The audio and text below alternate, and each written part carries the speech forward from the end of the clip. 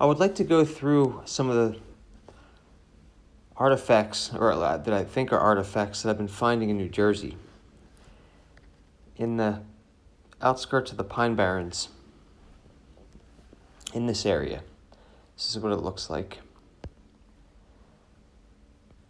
So you walk in and it gets a little bit marshy, then the deeper you go. So this is one of the spots that I've been going to right here after you get a little bit inside the woods. And I want to try to go through and try to talk about how I'm categorizing these, because I really don't know. So I'm actually looking for some help. But here's how I've been doing it. So again, maybe somebody has some insight and they can give me some advice here. But I'm going to start with some of the ones that are a little bit difficult to see. These are ones that I call bas relief because they're very finely etched in. Now, again, this one's very hard to see.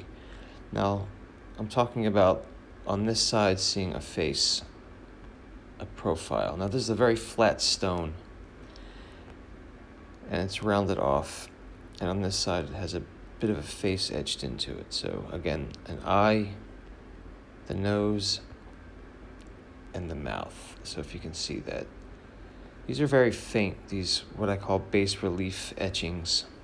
So if you can see that, that's one style. Here's another example of that style.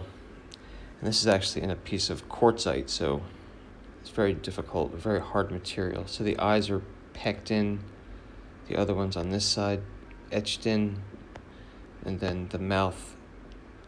I suppose some of these are modified from pre-existing stones that look or resemble animals and faces to begin with. So I'm assuming that mouth was a natural feature and the eyes were pecked in. So another bas relief style. This is another bas relief image, same situation. An eye on the other side, there's another eye, and then the nose and the mouth, and you can see that one facing forward.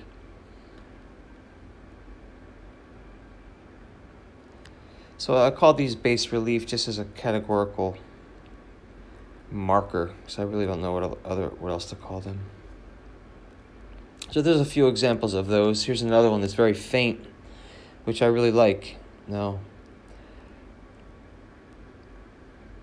again, this one's very faint. So one eye, another eye, a bit of a bridge of a nose, and the natural feature, I think, of the mouth. So in this case, the mouth, that line, I do believe is a natural feature of this rock, and the eyes were pecked in. And somehow potentially stained or burnt, because some of the marks in these are blackened in some of these stones. The eyes are often burnt in somehow or blackened. I'm not really sure how they would have done that, but again, that might have been a natural feature that was taken advantage of. So another example of bas relief. So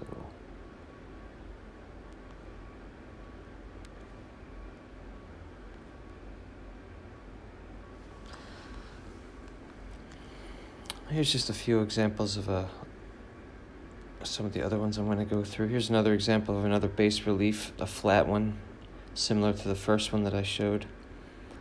And this one has the blackened eye that I was talking about, if you can see that little eye mark there. This one actually I really like. It has a very discreet nose, like it was broken, like it's got that bump on the nose, and this is not a very good picture, but so the mouth is not coming up. But it even has a really good neckline and a jaw and a chin.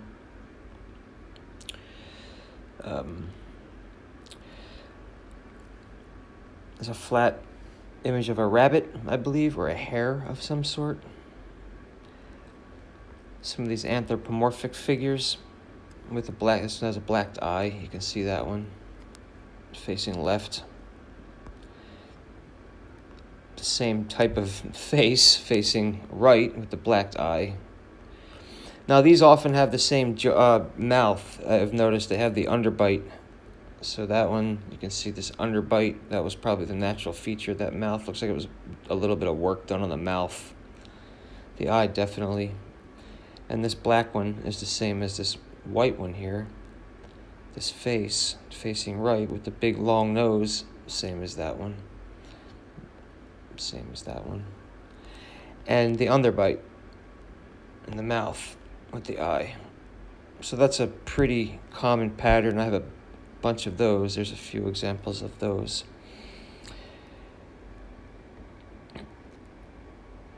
This one I really like a lot. It's kind of on its own. This black piece of basalt that has that really nice frontal face etched into it. It's really a carving. It's not really bas relief. That one's really a carving, but so that one kind of stands on its own. Some of these other ones, the pictures are a little bit rough, so I'm not really gonna to bother with those. But the bas relief ones are the first ones I wanted to go over, because I think that's a pretty decent category, etchings. Now these, the big ones here, now this is actually, I'm not really sure what the rock is, but the white stuff is quartzite sediment that's still on there. Now this is a really nice face here. You can see the face, the eye, nice nose, nice mouth. You can see that face carved in there. Really worked in. You can see how the whole face was banged out of the stone and the rest of it was left. The top of the head above the brow line. Chin, nice articulated chin, even potentially with a dimple in it. Nice jawline, very good, well-made face on that one. So these larger ones, these profile heads, are kind of a category on their own. I wouldn't necessarily say these are anything like those bas relief ones that I just went over. Like these bigger ones here. This one's kind of anthropomorphic. It almost looks kind of like a primate. Nice, very nice eye, mouth, or some kind of snout, lips down the bottom, the snout.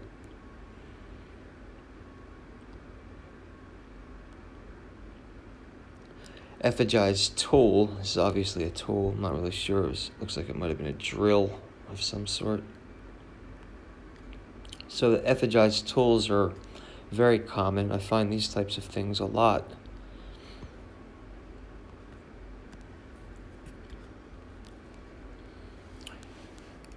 And this one's just probably decorative. I think it's a hawk or something. They're very common here. These big giant hawks flying around everywhere in this part of the state. So this, I think, is probably a hawk. These are another style that I think that is worthy of a separate category, which I typically call pedestal styles, because they stand upright. Like this one stands up on its own in that position. It's been flattened to stand that way, and you can see that where the work was done. And this one has an eye, nice eye pecked right out of it. Nice color, nice piece of quartzite or jasper quartzite. I'm not really even sure. I mean, I'm not really very good at identifying a lot of these materials. I'm fairly new at this, so I could use some help. Okay, I already showed you guys these ones, these types, these faces. This is another type of flat etching with the eye pecked in. I think it's probably another hawk, but a flat one. It's not a pedestal style. You can see how it was worked around, a little bit serrated to make it look like maybe the feathers on the head. And the beak is shaped like a hawk.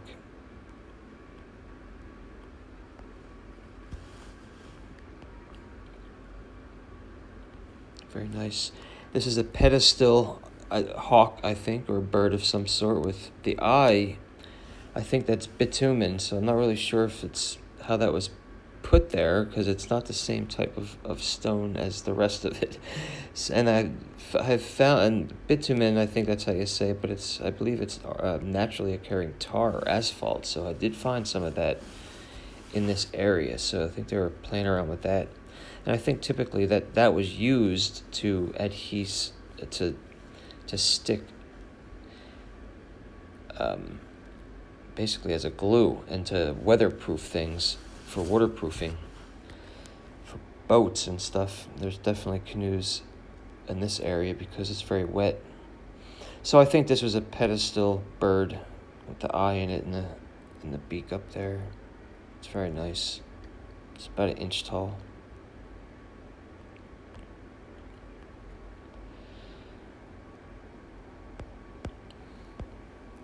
So these pedestal styles are one of the styles I think is worthy of a category. There's another one that's one of my favorites, this head, this face. I think it's really well done. Totally flat on one side, the face etched right out of it, sits on its own, upright.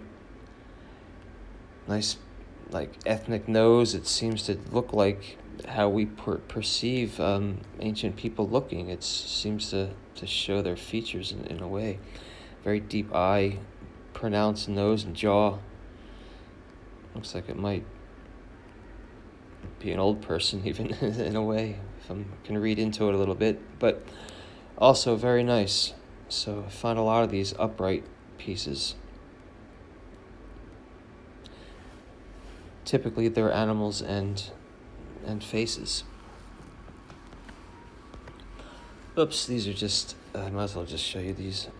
I also find a lot of things like this, various tools and like blades and I guess projectile points, all kinds, all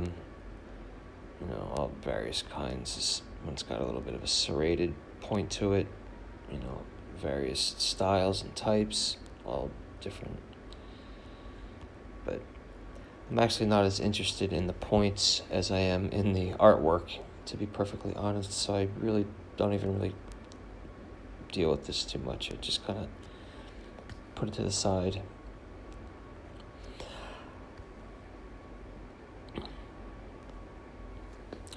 These are just some more profile faces, pretty generic. This one I like because it has that same bumpy nose, that same kind of very large broken nose style with the underbite eye. It's facing right if you can see it. Same here. These all have the same nose features.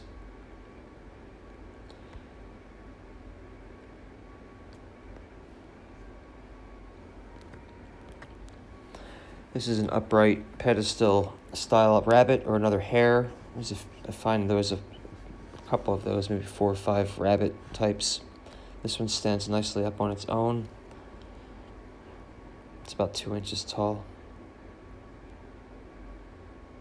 Maybe it's a little bit larger. That's about the size of the palm of your hand, actually.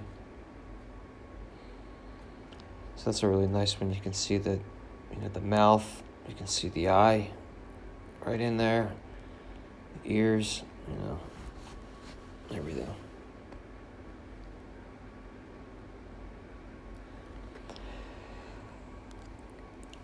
And these are some oddball ones. Again, some of these styles I went over already that I kind of categorized. This one's facing left if you can see it. So there's the eye right there with the nose. It looks like the nose was broken a little bit. Mouth, it's a little bit rough, but it's there. That one stands on its own. It's a pedestal style. You can see there next to the lighter how big it is. That one is nice. I'm going to wait on that one. No, I'm going to go to that one now. This one's another pedestal here. You can see the eye worked in, some kind of snout or mouth. I'm not really sure what this is. Some of these are very anthropomorphic. It stands on its own. They're flattened at the bottom. You can see how this one uses the natural grain of the rock. Probably that eye didn't take too much work because it probably was already part of the fabric of the texture of the rock. This one, excuse me, this one here, I really like. Now this one's another style. It's a pedestal style, but it's a bit of a subcategory of that, which I call these Janus heads, because Janus is often depicted as double faces, one facing left and one facing right. So, or typically into the future, into the past, mythologically, but nonetheless, two faces. Like this has this very nice face here, that same kind of broken-y nose. You can see the eye etched into there, pectin, mouth, even a bit of an ear, if you can believe that. And you can see how the color difference in the rock, and this is a pedestal, it's standing on its own there. And you can see how the color difference, where it goes from brown to black, it changes into this primate-ish type of animal with that nice eye, same as the other one I showed you. And this mouth and the kind of snout, so it's a very nice one.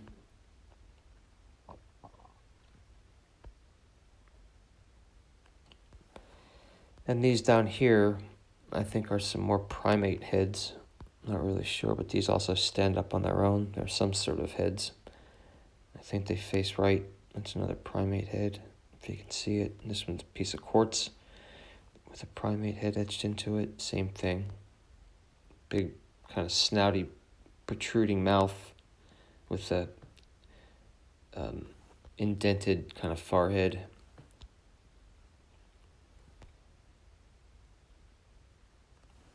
Same as this kind of thing here, representing the same sort of. So these are all, again, trying to figure out a way to categorize them. So there's that one, a little bit bigger. This one I really like. It sits on a shelf, and then it's got that face carved into the side of it. And I call these one of these stepwise or stair step faces. They're a little bit like tiki heads, or like Easter Island type heads, where they're really kind of like very long and almost like stepwise. So there's kind of two categories of these.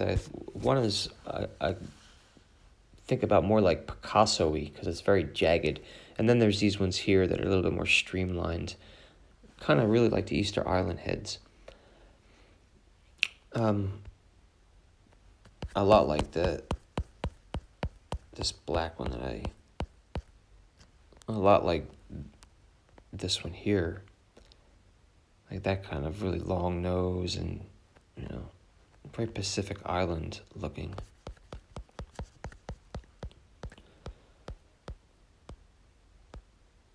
So this one, yeah, I really like it. And you can see it's got that style of the face in there.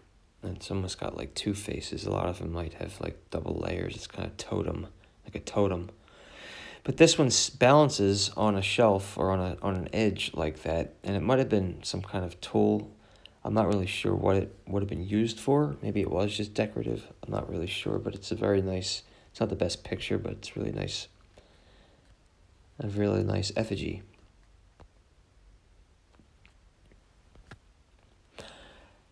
This one's very nice. This is one of the ones I think of as like almost like Picasso. You can see this face carved right out of the side of it. Very nice. I'm not really sure. This one stands upright too. Unfortunately, I didn't get a picture of it standing up, but that one is also a pedestal style. And this is, again, I find a bunch, not a bunch, but enough to call it a distinct category, where they're very chisely. I'm not really sure what the word would be, but almost like Romanesque with the features. Very angular, and I call them kind of Picasso-y. I'm not sure if that's even the correct usage. They remind me of a cubist kind of picture, because they just kind of go all over the place with the angles. Might not be the best metaphor, but that's how I, in my mind, think about these particular styles. So that one's also very nice. It's a different style than the rest.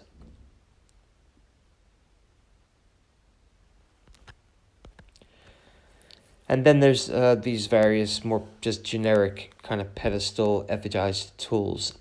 And this one I just put in because a lot of the ones I find, not a lot, but a good percent, maybe 10 or so percent of these brownstone, if anybody can identify this rock, that would be spectacular, because I really don't know what it is. And I don't think it's indigenous to that particular location. It seems like it's clustered in one or so areas of the woods. So it might have been brought there, but nonetheless, it's got quartzite, still sediment layer still attached to it in some of the pieces, and I believe they probably were chosen for that reason, whether for their durability or for just because they look nice and they're aesthetic. But a lot of them are ephigized. You can see this one's an ephigized face. It stands upright. It's also a blade and a tool. So it's, a lot of the ephigized, or a lot of the tools are ephigized. And a good portion of them have this quartzite component. It seems like it's a bit of a work site in that area that I showed you in that picture. So that's just another image of that. Okay, thank you, everybody. Again, if you can help me identify potential categories, maybe you find similar. Not really worried about the arrowheads or the projectiles, whatever they might be. I'm more interested in the artwork and the effigies. So anything you can tell me, maybe some hints on how you might categorize them, or potential categories that maybe you see that you think might help me out, or that you can add, that would be awesome. So thanks. If you watched, thank you.